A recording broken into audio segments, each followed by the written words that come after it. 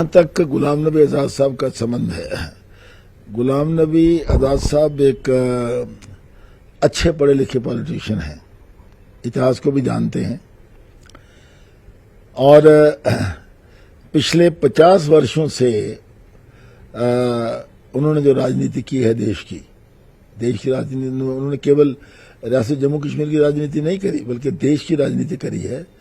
तो वो अच्छी तरह जानते हैं कि वो क्या कह रहे हैं, कैसे कह रहे हैं, इतिहास क्या है, उसमें क्या है।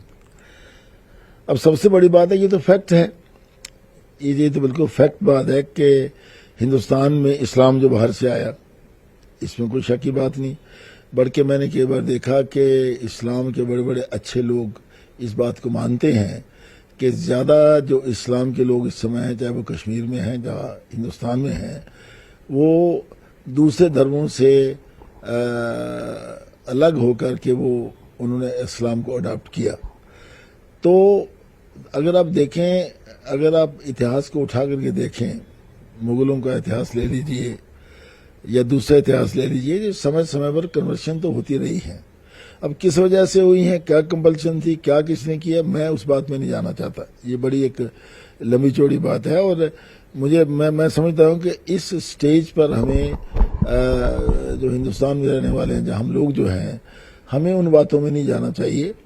आज जो स्थिति है, हम ये सोचते हैं कि इस देश में रहने वाले सभी हिंदुस्तानी हैं, चाहे वो हिंदू हैं, चाहे मुसलमान हैं, सिख हैं, ईसाई हैं, बौद्ध हैं। और हिंदुस्तान एक धर्मनिरपेक्ष देश है, सेकुलर देश है और मेरे ख्याल में सारी दुनिया में हिंदुस्तान की एक मिसाल है कि वी आर सेकुलर पीपल। लेकिन कहीं कहीं अगर इतिहास को डिस्कस किया जाए और उसमें ये कहा जाए कि भाई